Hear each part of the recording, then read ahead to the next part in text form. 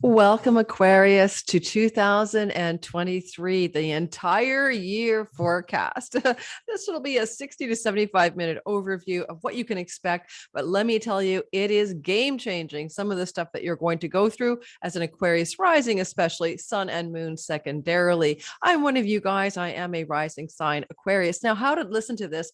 If you're getting the bundle and you've already purchased it, your rising sign is going to be wonderfully accurate for circumstantial changes in your life because it is accurate to who you are and when you were born. If you don't know your rising sign, check the description box below. My free video tutorial on how to cast your chart in whole sign houses. Your sun can be about your purpose or a father figure in your life, your moon about your feelings about your life, and a mother figure. All said and done, though, you can listen to all three. I always find they're all useful for me, and you can round it out. So let's get going and talk about this intensely amazing time of sea changes for all signs and how this kind of big planetary shift of energy, including changes in the nodes, are going to impact you in a positive way. I can say as an overview for you, it's going to be about learning to become wealthy in a solid way, settling down for a final last gasp of what you call your true and good home, and maybe even a little bit of titch up, oh my God, amazing romance or popularity with your marketplace in an extended and rare event that happens next summer. How is that for teaser land? Let's get going and start talking about this in chronological order. Well, no, let's not do chronological order. Let's talk about the big things first. Okay, number one, super most important, is that you are ruled by Saturn, and he is changing into a new sign and leaving the sign of Aquarius, where he has been for almost 3 years. You cannot underestimate how this will lighten up your life, make you feel less burdened, less responsible, and less challenged. Now, the kind of challenges that we've had with Saturn going through the Aquarius first house, wow, this has been a long time, 2.5 years. There are challenges that have a lot 3 years. Starting back in 2019, when he first ingressed into that part of our sky, that would have been like, oh, sorry, did I get that right? Let me double check my math. When did he first ingress? Every now and then our astrological brain goes off. Yes, he was back in March through to July of 2019 in the very early degrees of the sign of Aquarius. And then by December 17th, 2020, entered in there for good and is leaving on March the 7th, 2023. So let's go through the idea of Saturn, right? First of all, if you're like an Aquarius rising, especially, this is the Lord of your entire life story, the helmsman of your chart. And in a lot of ways, the planetary body that rules the ascendant is indeed your ally. So we are Saturnian beings as Aquarius risings. We're, sober-minded, realistic, serious, more serious than most people, adult oriented, depending more so, of course, where Saturn sits in your natal sky. And yeah, we have an allyship with this planet. But even though that is true, you can go back and think about, especially after December 17th, 2020, ways in which you felt the weight of Saturn on your shoulders. You may have had health challenges. And for the first time in my life, I started to have health challenges since this began in 2020 December. You may have gone through a time of looking at your life with a realistic and really hard viewpoint, like being serious, responsible, and very down to earth and realistic about what you can accomplish and what you can't. It's sort of an adulting up or growing up energy. It's kind of been trying to really step into our big girl and big boy panties. And even at the age of 59, 60, for me, this is true. And I would say that a lot of us who've been going through the Saturn Aquarius transit, who are sun, moon, or Aquarius rising, have felt a bit more like the eldest child in a fray of humanity, being little kids squabbling in the playground. It's put us in a very, very dutiful and very shoulder the responsibility energy. And as we've gone through a terribly difficult time collectively with the pandemic, we have been carrying kind of a very realistic and strong shouldered, like we'll get through this, we'll get through this, everybody, kind of demeanor. Now, you could also have felt depressed sometimes or anxious. Sometimes Saturn going through the first house or across your sun and moon can bring on those kinds of feelings. And for sun and moon Aquarians, it could have been health challenges with a mom or a dad, a father figure, mother figure type thing in the window of time we're talking about, right? Starting a little bit in 2019, but mostly since December of 2020. There's a sense of working hard to achieve what you want, but also in these last couple of years, really only working at something that you think can go the distance. Saturn is funny that way. It's like building foundations for the next 30 years of our lives. And so there's no way as an Aquarius, we're going to build something that has a faulty foundation. So then a lot of things that we thought were going to work, like hopes and dreams for something, they could have disappointed.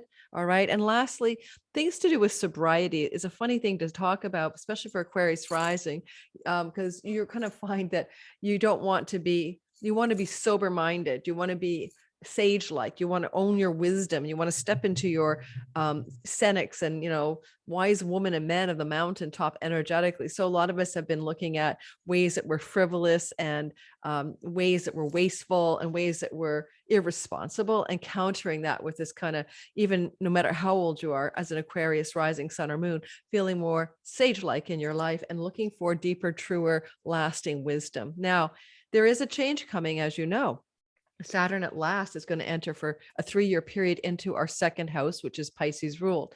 Now, Pisces is very floaty and nebulous and spacious and sometimes, very without form energetically. And then we've had Neptune going through there since the very, very end of 2011.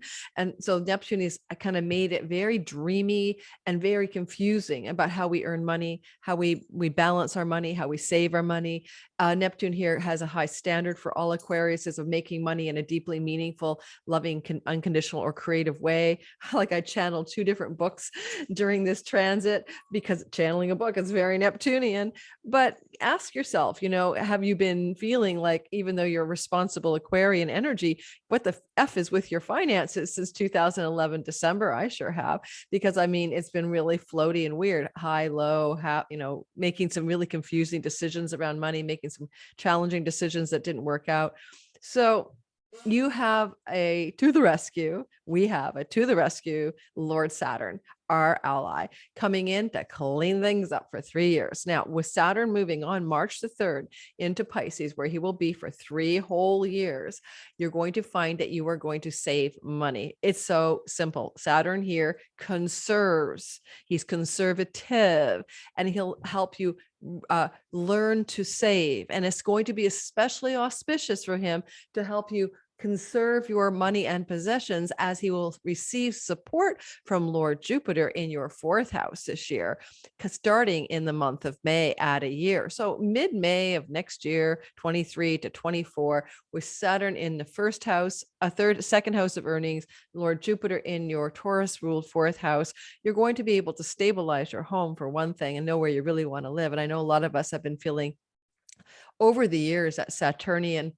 frustration that we would feel with the erratic energy in our home part of our chart since Uranus entered Taurus in 2019. It is like the nomad transit, and it doesn't end till 2026.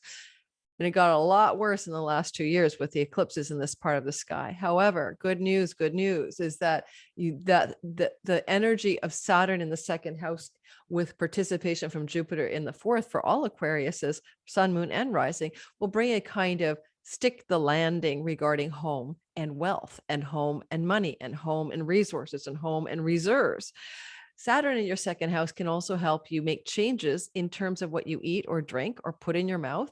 Saturn will restrict or constrict or be serious and rules oriented towards things that are put on in the mouth, right? The face and the mouth and the throat is a 2nd house feature. With Neptune there, a lot of us since 2011 as Aquariuses have been dealing with in divine intoxication would be the ideal thing, but learning to play with intoxicants, whether it's your weed, your alcohol, your nicotine, it doesn't matter. There is the intoxication of too much chocolate. You may have had experiments there as well with Neptune here since 2012, but then Saturn comes in and he's like the boss, he's got like the taskmaster, the principal energy coming in like of the school and going, wait a minute here, and he'll help you pull away from, restrict, constrain, create rules around the foods that you eat or the substances that you put in your mouth, intoxicating or not. So look for that kind of energy as well. Things that you own, possessions. Saturn is like Ethan Allen, please. Saturn is quality kind of conservative energy. So there's a possibility that some of us Aquarians will get out of our hippie, what is it? Hippie, boho, shabby chic mode and start going, no, I want that high level quality, blah, blah, blah furniture or jewelry or things that you wear. Your face is the part of the chart that Saturn is going over, including your teeth. So Saturn here could help you create new teeth structures. Time for your veneers, time for your next level of porcelain onlays or some kind of structural work on your mouth and teeth. Very commonly done. Saturn isn't frivolous. However, this would not just be for cosmetic reasons. They would be like, yeah, I need to really get my, teeth straightened out or straightened or fixed or solidified for the next, 30 years. So a lot of face teeth energy or anything you might need on your face to make it more solid. And kind of joke, but so maybe jaw surgery is needed because you have TMJ syndrome or stuff like that. Anything else I'd say with Saturn in our second house, it's going to be 3 years, but it starts next March. It will feel a little bit like cold water, energy, like, I mean, in a good way, like, take a cold shower and get your bearings because you've been overheated or diluted or something. And, in some ways, what may happen here for some of us is we're just going to become extremely, very practical with our money, our resources, and our earnings. But we may also put new structures, Saturn, into place in order to create a more solid financial base in our life, especially with an ongoing sextile to Jupiter starting in mid-May. And it's the wealth we accrue through home, real estate, property, or even what we do as a Jupiter energy from our home base. So it's going to be good for the money story, but in the short run, it may feel, oh, maybe I should have a budget. Maybe I should be saving. Maybe I should be putting new structures into place that are more solid and predictable for the way the money flows in my life. And, now lastly, if you're like me in Aquarius rising, I make my own money, I'm my own boss, but sometimes Saturn here could end up looking like get a job. I don't think that's going to happen for me per se, but some Aquariuses might go, yeah, Saturn is like saying, get really freaking realistic and let's get a job, especially if your midheaven is in your whole sign 10th house. That would be more true for you. That's not true for me. My midheaven is not in my whole sign 10th house. Thank God. I can't imagine, but you never know. Somebody offered me a job and I really thought I believed in the company or the organization or the movement or something, and I could contribute something amazing. I certainly wouldn't say no for sure. I remember applying for a job with an app developer for astrology a couple of years ago, but I didn't qualify because I was Canadian. I'm glad I didn't because I'm really liking my own biz, but that's an example of something I might get on board for. All right, so moving forward, let's keep talking about, that was the big story, the headliner. The next one is Pluto. I'm going in headliner order. And I know that you might have got a teaser video from me on this on YouTube, but this is more deep. Let's go diving in. Pluto is a slow moving bugger, and he'll be 20 years in our sign, Aquarius people, sun, moon, and rising. 20 years is a long effing time. He just got out of his 2008 to 2023 epically long and turbulent journey through Capricorn, destabilizing monetary systems, Occupy Wall Street, the subprime loan scandal. But it's not done yet. He'll be done in full off in 24. So we're going to see a lot of change continue in that part of the chart, but also all the Capricorn risings were going through that. It was like not easy for them. And now we are going to go through that. Now, let's be clear. This is 20 years of a story. So when we talk about Pluto moving into Aquarius in 2023, we're talking about a teaser or a trailer of what the bigger narrative and story will be about. So he will slide in a teaser act, not the full Monty, not the big deal, but he comes into our house of us. And I'm giving you the timing on this one. Where's my little notes? On March the 23rd to June the 11th. And then he's back into Capricorn, right, till the end of the year. And, this slide into Aquarius, he's only hovering in the 0 degrees of Aquarius. Now, that's a very sensitive spot in the sky for you and me as Aquarius, sun, moon, and rising, because back in December 21st, 2020, Jupiter and Saturn co-joined at that same degree called the Great Conjunction, the Conjunction of Kings. It's a big deal story. And it's kind of initiating us water bearers into a whole epic 20-year cycle of relevance to the world. And I'm going to start something, of course, just for Aquarians next year, all about this. I can't wait to share that with you. But And one of the things I want to say is that this is also kind of giving the evocation of whatever this great conjunction is asking of all Aquarians for the next 2 decades, well, till 2040 to accomplish. So this 2023 mini ingress at 0 degrees Aquarius, of course, will affect the Aquarian sun, moon, and rising people. Let's say with sun, moon, and rising anywhere within the first 5 degrees of Aquarius, you're going to get the first sense of Pluto and you together as one. That's like you're going to own your inner, mafia boss, Darth Vader. But then on the high level notes, power, wealth, transformation, transmutation, depth, resourcefulness, etc. I mean, the quality of Pluto and Aquarius for the world will be amazing to see, because it can bring us into huge power for the people energy and revolutionary energy, where there's a decentralization of power. But in the meantime, personally, you could find a new source of power, Aquarius, a new way of feeling like you got the power.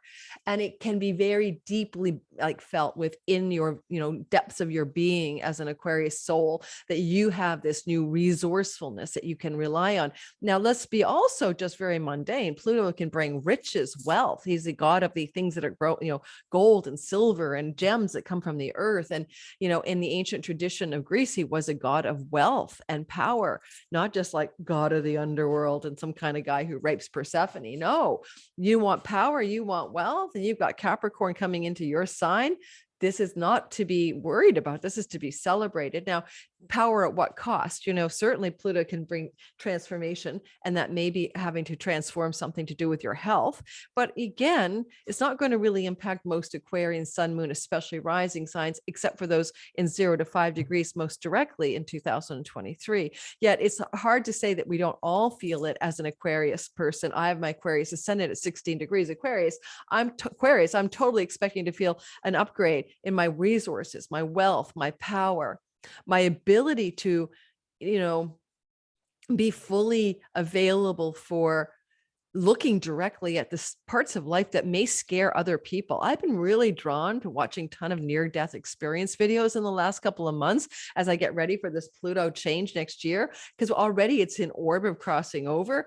And it's weird, but I can't get enough. I'm even thinking I might want to become a death doula. I've had a lot of death in my life, and so therefore death fascinates me. It is the god of death, and some of you may experience some death obsession, death interest. And if you have that first 5 degrees sun, moon, and Aquarius rising, it's possible you may experience the death of someone in your life, so that you become more intimate with the archetype of death.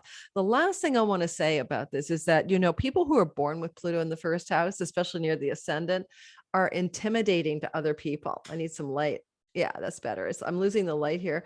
And you may suddenly become very intimidating, very, somehow over that little taster, the teaser, remember it's a short teaser, March to June, but you may be suddenly finding your sense of the commander and powerful, director's seat, director's chair, executive producer of your life energy. And that may intimidate others, especially if they've been used to you playing the Aquarian nice guy for a long, long time. So there's a new power, a new level of power coming into your story. How exciting. Third big news story for Aquarius, sun, moon, and rising sign. Boom. This is going to be so freaking lovely. Jupiter angular, Jupiter crossing into our Taurian 4th house. Now, this happens approximately every 12 years, so it's not entirely brand new. I think it would be, let me check the dates for that one for you.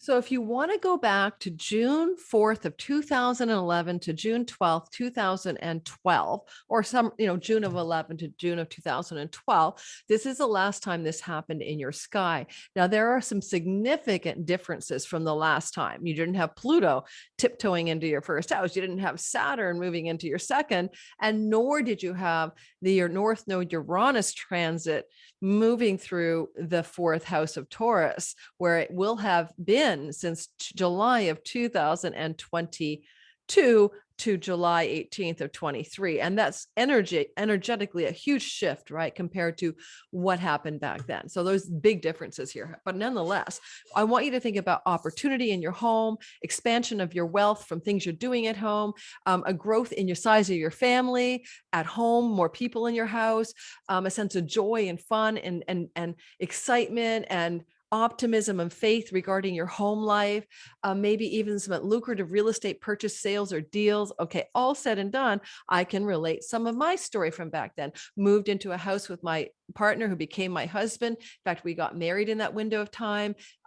We ended up having a larger house than just me. His kids and my kids moved in. I had felt very hopeful and optimistic and expansive with my life and what I was doing in and from my home as I was beginning to write a blog called the Awakened Dreamer blog.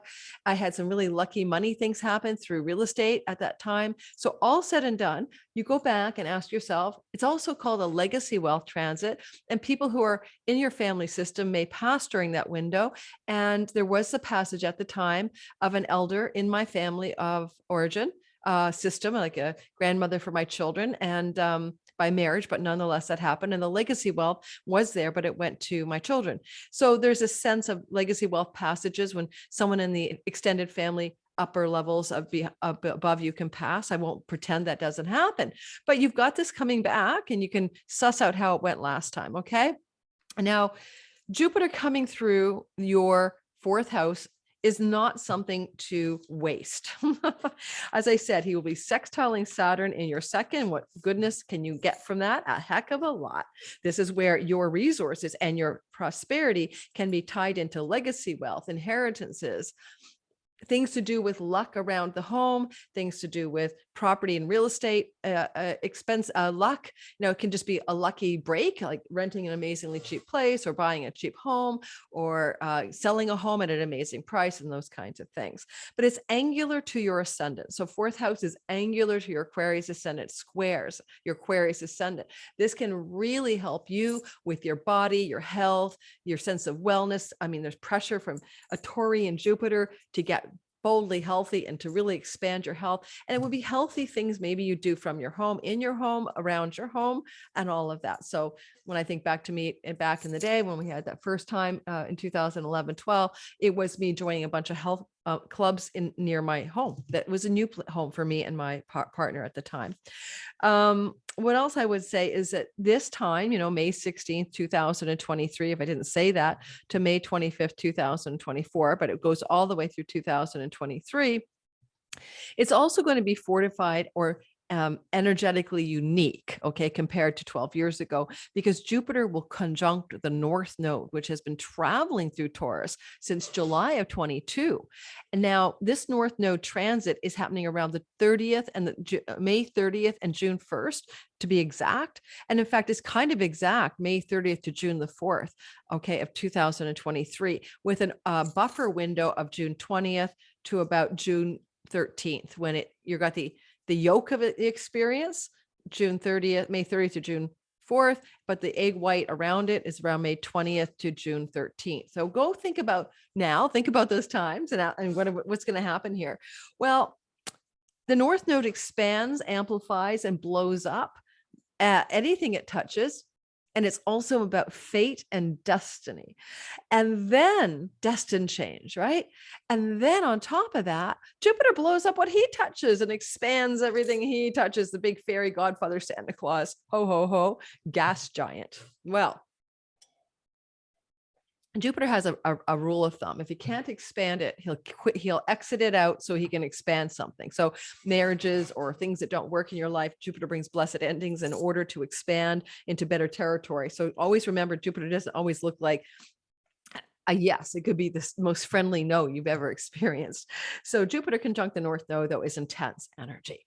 So it's definitely in the house of real estate, land, and property. So go into the idea here that something big is germinating May 20th to June 13th regarding real estate, property, purchases, money, home, because it's and it's connecting to Saturn in your money house.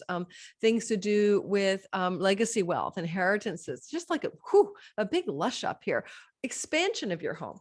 Jupiter here. How many people are you going to live with? How many people are living with you? Are you having some more people enter into your home? But, for the most part, it's just a big love up. Anything to do with real estate, property, home, and home life is so sweet.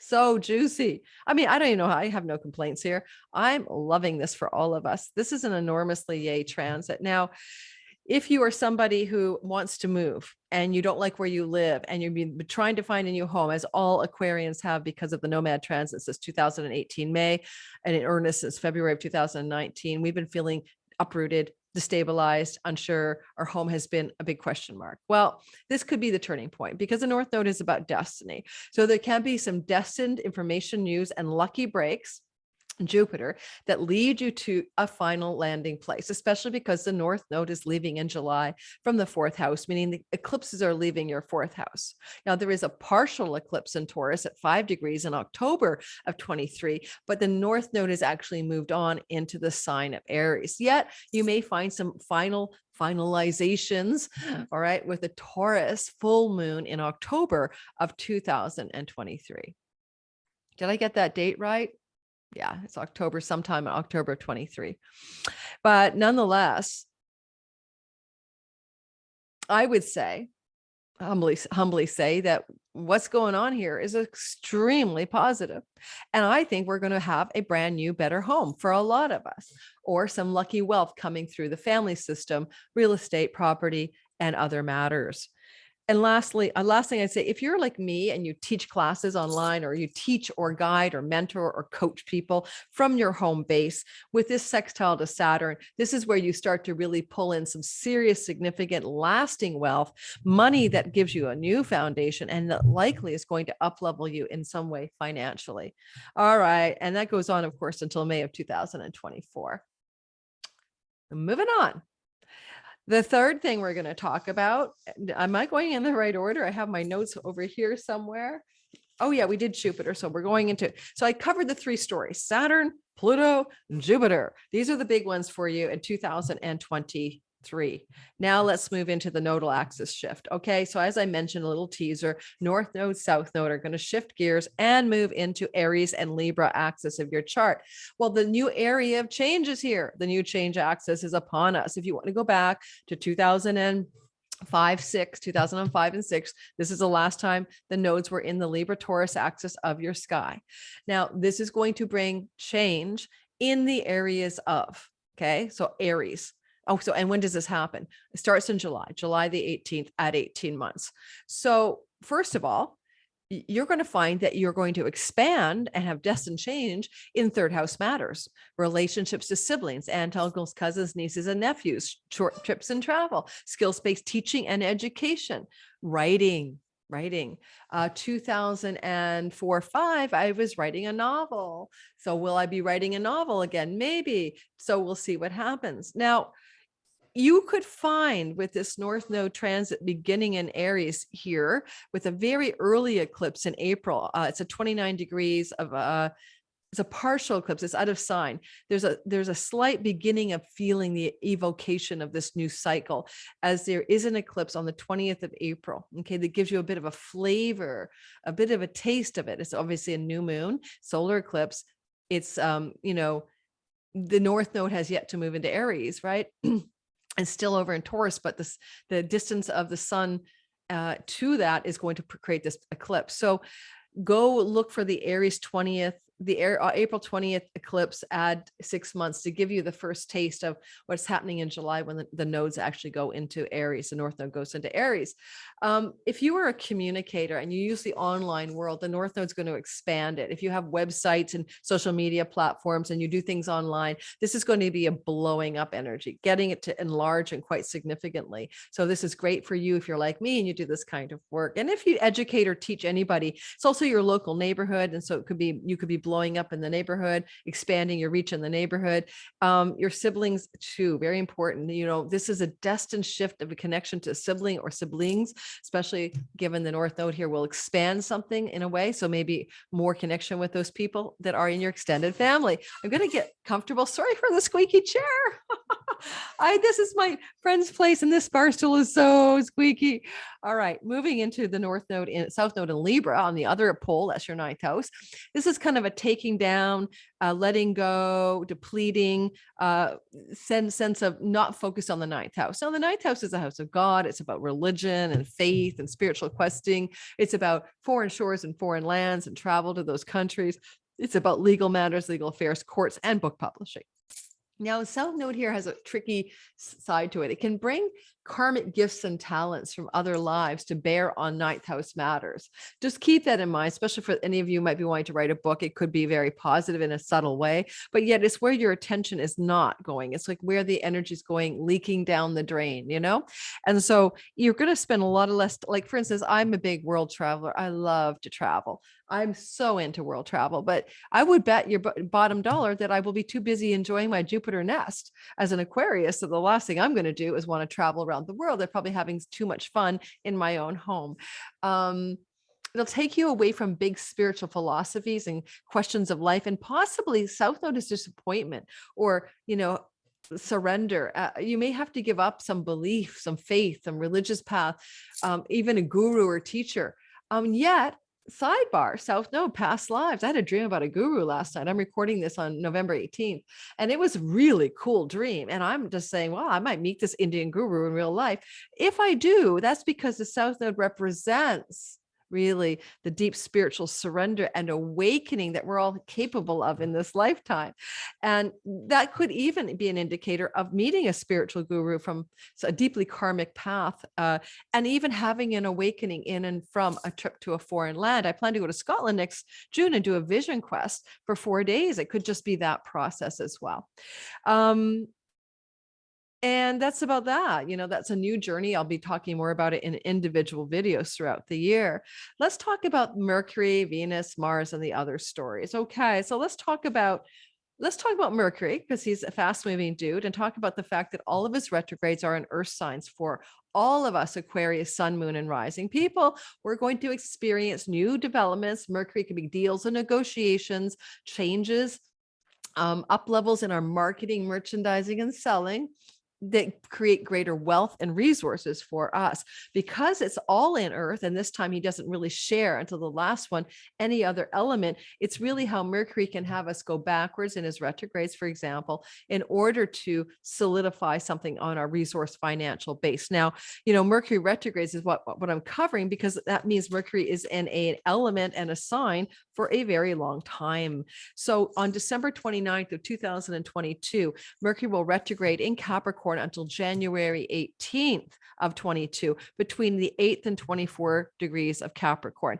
Certainly that's going to impact almost all of us Aquariuses. You could argue that anyone who has their rising sun or moon around 8 or 24 will have intense energies, because that's where Mercury stations to go direct and retrograde, right? So those are the active places. So it is on December 29th at 24 Cap stationing. So you have planets near the 24 Capricorn zone, that you'll feel that, and then he'll go back to 8 degrees of Cap. But here's the deal. This is a subtle house. This is our 12th house. This is where we have our inner world, our dreams, our self-addictions and undoings and self-defeating habits. This is a spiritual house for spiritual awakening.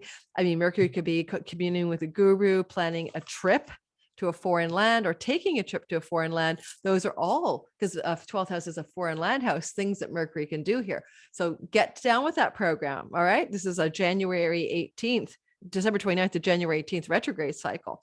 And then April 21st to May 14th in Taurus, that place where our house is, our home, our land, our real estate, our joyful, bounteous Jupiter expanded place after, Jupiter gets there in the month of May. But just before that, he's kind of he's kind of giving way and showing the way in a retrograde in Taurus from April 21st to May 14th. And the range is retrograding at 15 back to 6 degrees. So this is definitely going to impact that retrograde Aquarius sun, moon, and rising with any planets, let's say, between the 3rd degree, or your sun, moon, or rising is between the 3rd degree of Aquarius to the 18th degree of Aquarius. Yay, my ascendant is at 16. That's the zone of getting the most juice from this. Now, April 21st to May 14th, retrograde. Mercury in Taurus. New negotiations, contracts, and deals that are contracts, deals, and negotiations around real estate, property, rentals, negotiations around leases, negotiations around legacy wealth or inheritances, negotiations anyway, selling, marketing, and merchandising from your home base, but going over old ground. And also finally, you may be really rethinking April 21st to May 4th decisions you might want to make later on around where you live, especially when Jupiter later in May enters into your 4th house. You almost be preceding perceptions about some lucky opportunities that Jupiter can help you enact, because you see Mercury will still be in your 4th house when Jupiter arrives there. And that is going to allow for a couple of weeks then in the month of mid-May to early June, in which you could really be signing a deal for a property or legacy wealth or some kind of home related thing that's going to be such a blessing in your life. August the 23rd to September 15th, Mercury will be in your taxes house, retrograding in that window of time, a house of stock investments, business partner and spousal money, resources of other people's money, royalty income, passive income, legacy incomes, inheritances. I think I said that if I didn't. And so August the 23rd to September 15th, Mercury is helping you negotiate contracts, but he's going backwards. So you're going back over old ground. You're looking at things carefully. You're getting, more of a fine eye on the details, Virgo, and he's in his home sign. So he's doing a good job for you August 23rd to September 15th in a money house, basically. Now, if you're into occult mysteries, paranormal, tarot cards, weird shit like that, this is definitely a chance to study or learn something in that area of reality. Mercury is often about research and study. And if he's going retrograde, you could be doing some learning, especially during the April 21st to May 14th, over an area of study you've been before. Did I say August 23rd to September 15th? Sorry, August 23rd to September 15th. That's that retrograde cycle. And to ending the year, Mercury will retrograde December 13th at the very end of the year till January 1st. Happy New Year, between 22 Sag, 8 Capricorn, and then he backs up to 22. Oh my God, my brain. Yeah. So he starts off at 8 Capricorn and then he retrogrades back to 22 Sag. Now, this is a fire sign. So this is the first time the earth and fire are mixing up. And earth and fire are kind of interesting, right? Because he's got his foot in both worlds here. It's not just like the other retrogrades, only in resourceful, earthy earth signs.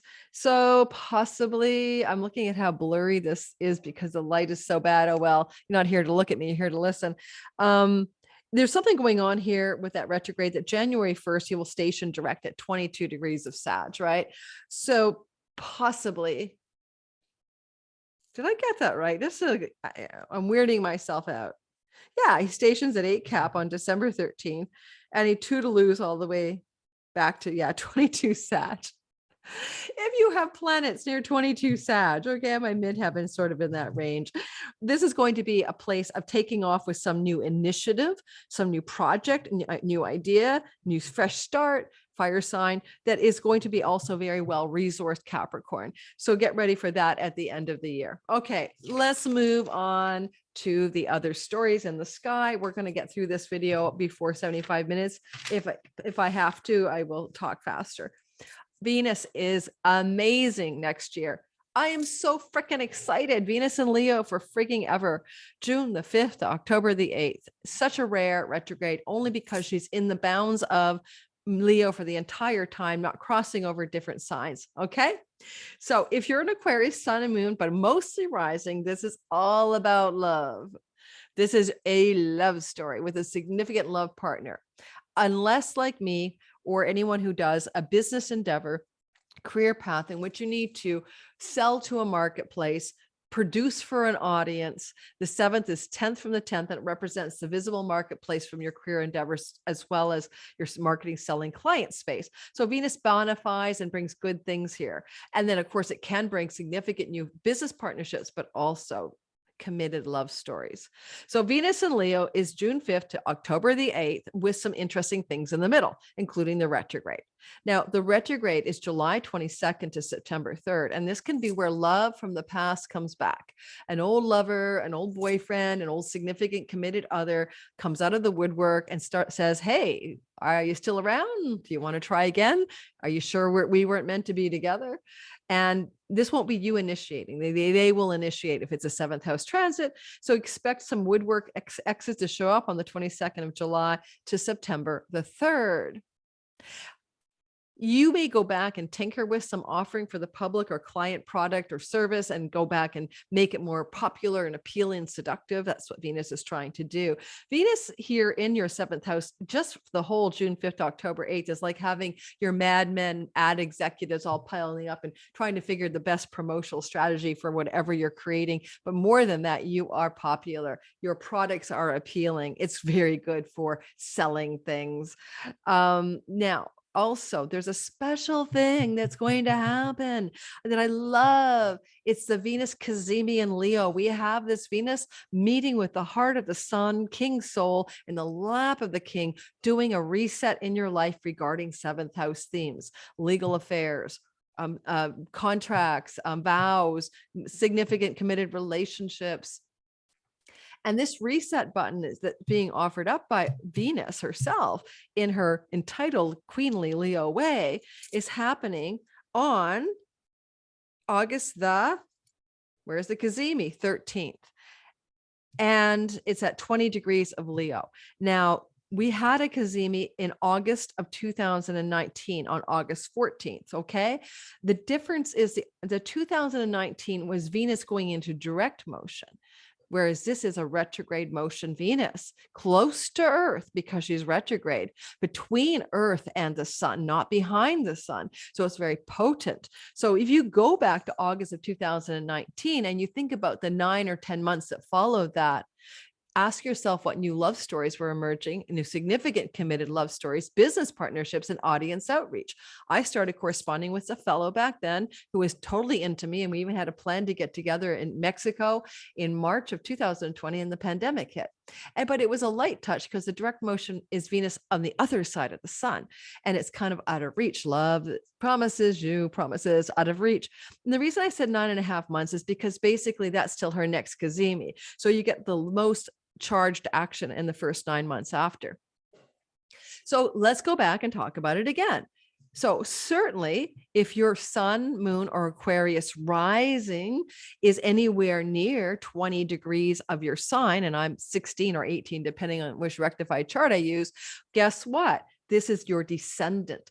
There is a strong possibility of an amazing love story emerging or solidifying during this time. Now, the Cazimi on the 13th of August is giving you a promise, but you'll need to wait a month while Venus is still invisible before she's visible in the sky. So don't look for the love story necessarily right away, August 13th. Now, if there's already a love story emerging, this could be where the true turning point towards commitment happens. So this magical shift of gears around these things will give you a real clear sense that there's a new love story coming. And don't forget, with Jupiter now in your 4th house squaring the descendant, that can often look also like an emergent love story as well. I just saw the weird light change. I think my computer downgraded to the evening light because it's darker. It's almost dark here. It's almost 5 o'clock now in Vancouver, Canada. So I apologize for the strange lighting today, but anyway, that's my gig. If you are wanting to roll out something like a song, a piece of art, a product to sell, certainly anytime during that Venus and Leo, June 5th to August 8th is really good. But of course, a little less so during the retrograde of July 22nd to September 3rd. All right, moving on. And the retrograde is between the 12th and 28th degrees, but it basically affects all of us Aquarius risings in the 7th house, because it's happening there. If your rising sign, sun or moon Aquarius is near 28 degrees, because that's where Venus will go direct on the September 3rd timeframe, that's really a strong jumpstart, okay, for a new love, new business partner, or a new ability to promote and send something out into the world on steroids. All right. Let's keep moving on and talk about Mars. I hope I'm not going too fast for you guys. I'm not even sure how long I've been recording. I didn't check what time I started. So Mars is the god of war, but he's also the god of change. And in the ancient world, if you're going to make a big life change of direction, it's because you're making a decision and taking action. Mars is wheelhouse. It's also the god of ending, cutting, severing, snipping shit up. You don't need that person, place, or thing anymore. Time to get rid of it. Let's talk about what Mars is doing in this sky that matters to you as an Aquarius rising in 23. Well, first of all, finally, Mars goes direct on January 12th after being retrograde since August 20th within Gemini. Well, Gemini is a part of your sky that you may also, well, first of all, let's talk about this. Gemini is about ideas, and Mars is in a house of ideas and communication, and he's a very warrior-like. So you may have noticed that with Mars going through your 5th house of children, you've been very combative, decisive, and hard ass with your children, or they've been that way with you. You may also, sorry to say, have had a miscarriage or an abortion, because Mars does bring those things on, and it's a house of pregnancy for some Aquarius, sun, moon, and risings. Now, it's up to you. I mean, maybe you needed that abortion. Maybe the miscarriage was a blessed thing anyway. So I'm just saying could have happened already. But January 12th, and it's romance. You can't make this poop up. You may have started a hot and sizzling, like really intense romance, but then it may not have lasted because Mars went retrograde on August 20th. So, I mean, on October 30th. And that happened to me. I started a romance and then I backpedaled it almost as soon as he went retrograde. And I think it's now a done deal that it's not going to go forward. So a lot of us are going through that still as I record this on November 16th, as Mars took back what he brought. Retrograde planets reverse course. Now, I would say that with this direct station on January 12th at 8 degrees of Gemini, because it's trining the Aquarius 1st house, especially Aquarius sun, moon, rising between 5 and 10 degrees of Aquarius, you get this real momentum, like, whoa, I'm ready to go forward now in my romance, with my children relationships, with that pregnancy, with my creative ideas, with my independent business enterprise. All 5th house meanings, like whoosh, January 12th, start off strong until when? March the 24th or 5th, when 25th. That's how long Mars is in our Gemini corridor. So now we're like producing like great creative content where we're taking bold and passionate action in our independent business. We are moving ahead with that relationship or not. We are connecting to our children in positive ways, or they may be moving out, because sometimes Mars is about endings and our children are, exiting our life or moving away or getting off to school or something like that. All right, so there's all that stuff. And then on March 7th, Mars moves into Cancer for 6 weeks, not the sign of his greatest strength. What can you do? He's in the house of work and health protocols, and you might be grinding and working really hard, or taking a break and taking care of your health. Those are ways that it might manifest. Mars eliminates what he touches. You may be able to eliminate debt, karmic and real life debt, during his transit through Cancer from March the 25th to May the 20th. Now, after that, on May the 20th, he'll move into Leo. That's where Venus will be, right? Remember the Venus story that starts off in June? Now he's going to overlap a bit with Venus. And, when Venus and Mars get together in the sky, and this will happen later on toward, look at my notes. Let's see, Mars will be in Leo from May the 20th until July the 10th, and Venus will be there in June. So let's put it this way, June 4th to July 10th, you've got a Mars-Venus duet in dancing, tangoing in your 7th house, Aquarius. This is like super fucking good, excuse my language, for romantic, passionate, connected love. What can you do? I'm single, looking for love in all the right places.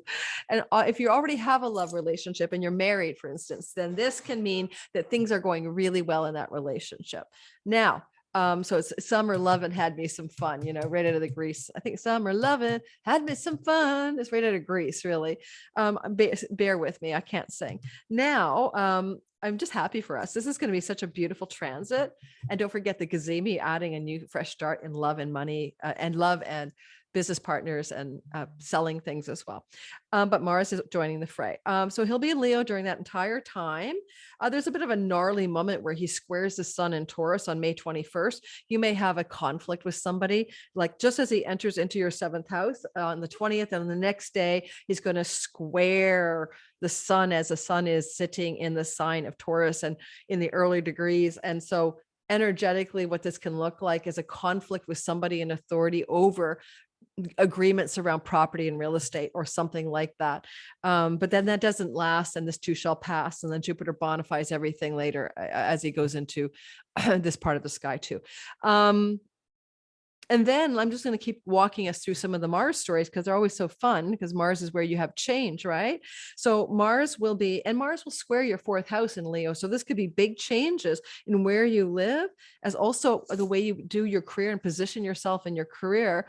And this, again, change in career, change in where you live energy, with Mars squaring the ascendant, or the 4th and 10th house, I should say. That's happening when Mars is in Leo. I'm looking down at my notes, brain come back on. May 20th to July the 10th.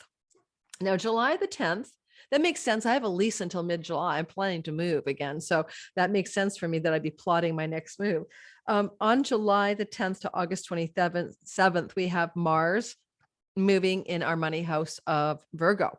This is a place of our inheritances, our bank loans, our mortgages. Mars here is very active. He will help change things, cut away, eliminate, take action needed around finances, taxes, etc. Things to do with other people's money. We're just focused on the money, honey. We're drilling down some serious action on that part of the sky.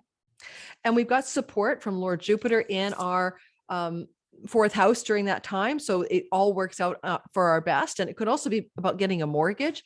Mars you're taking really powerful, passionate, directional action and decisions around mortgages with Jupiter in the 4th house. This could be super good for that. So that was July 10th to August 24th. August the 27th to October 11th, Mars moves into our 9th house. Now, this can bring us adventures in foreign lands, legal battles that we win in courts and judges and stuff, visas and passports that we acquire. We can take strong action to do with things to do with, travel to foreign lands. I think I said that. I'm running out of ideas. So this is August 27th to October 11th.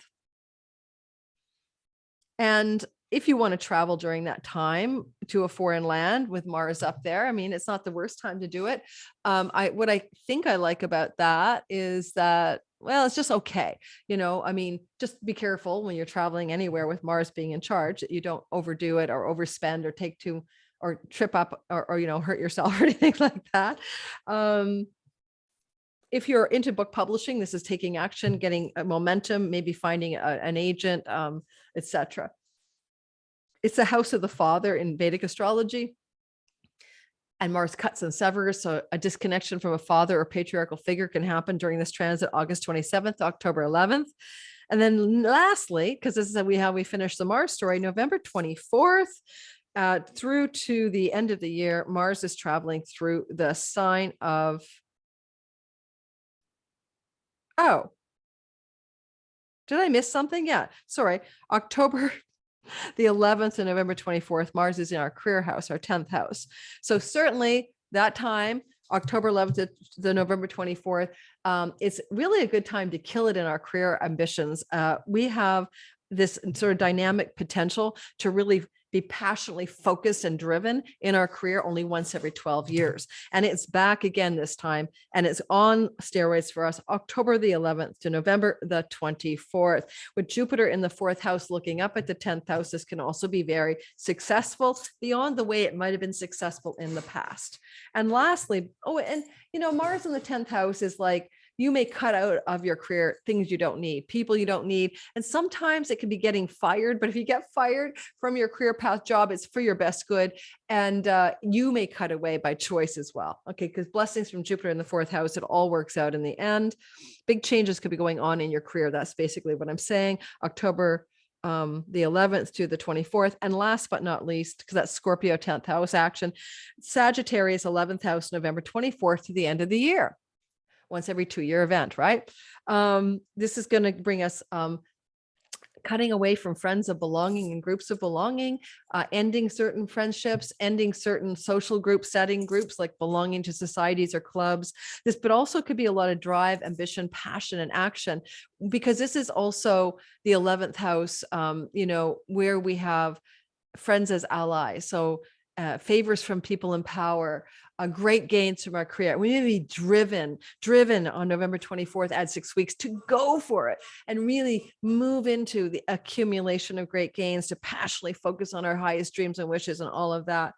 During that time, when all this action is happening, I will remind you that the North Node in Aries will trine Mars in the 11th.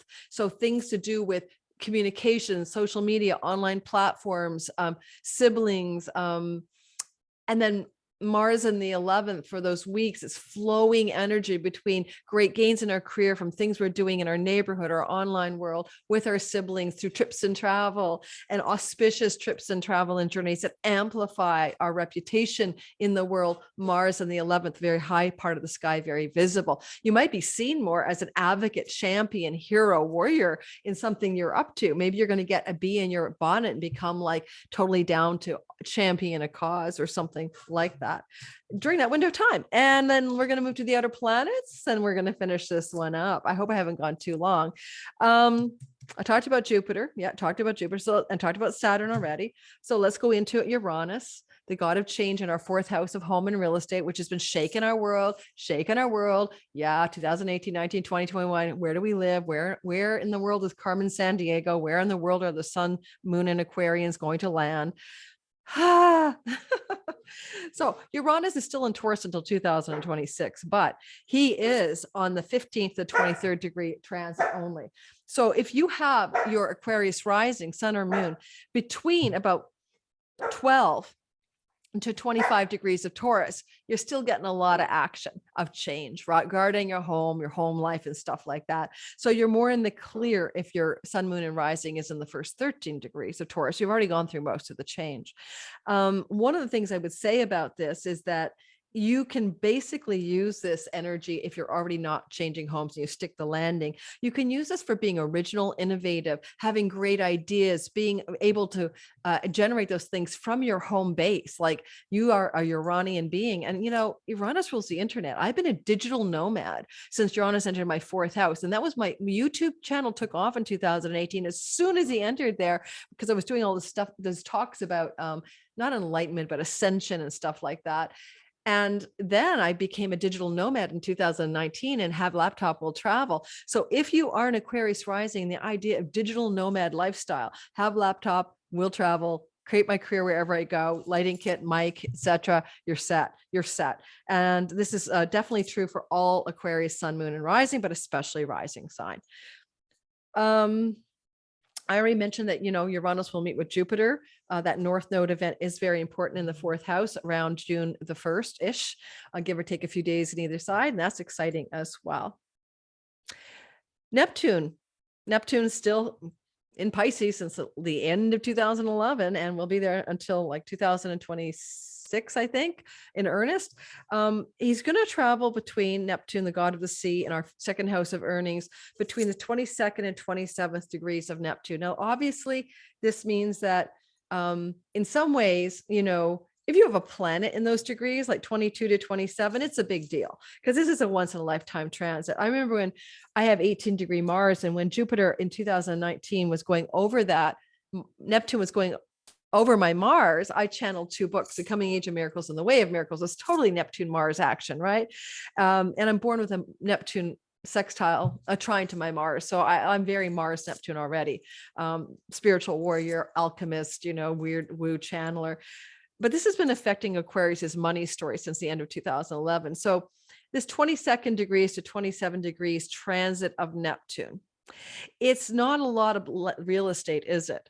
But if you go back to April of 22, when around 23 degrees or 24 degrees of this part of your sky, Jupiter, Neptune, and Venus collided in a magical rainbow and unicorn way, perhaps look to this as deepening that part of your story that has to do with an enchantment and luck and expansion of ways to earn money for most Aquarians that is of the deep spiritual nature and creative potential of Neptune. Now, Neptune Venus could put you on a track of storytelling that you need to develop, things to do with film and filmography and video and screenplays and Hollywood. But it can also just be how deeply spiritual and unconditionally loving and true to more of a divine impulse is your earning strategy in life. And you may deepen that to some degree during the 23 Neptune transit, because he is going to go back over the rainbow and unicorn transit of April into early May of 22. Pluto, the last of our story today, in a story time of 2023. Well, Pluto, the god of power and wealth and transformation and change at a deep transformational metamorphic layer. Dog, stop. No, I apologize. I can't do anything about it. I don't even know why he's barking. I'm dog sitting my girlfriend's dog here in Vancouver, Canada. He's old, guys. He's so old. He's like 15 or something. Okay. Oh, and Pluto, of course, Pluto, I kind of talked about him. He basically is going to be March 23rd to June 11th in our sign. So I already covered him. This is what happens when you do these videos at the end of a workday. You're like, what did I already say? Okay, I said it. All right, that's it. And I think that's all I want to tell you. I'm looking at my notes. I don't think I have anything else I want to say.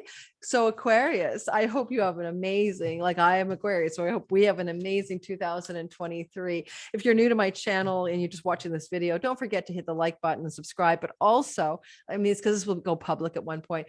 Check my description box below. Even this purchase video for anything you might want to do with me, like my Divine Timing Masterclass, sign up for my newsletter and get discount code readings off with me, cutting way back on client readings, but also get on my mailing list, because Cosmic Moonshine people on my mailing list get early bird discount notice and coupon codes for all of the classes I'm going to be teaching in 2023. Thanks for listening, fellow Aquarians. I hope you have an amazing year ahead. Buckle up, buckle up.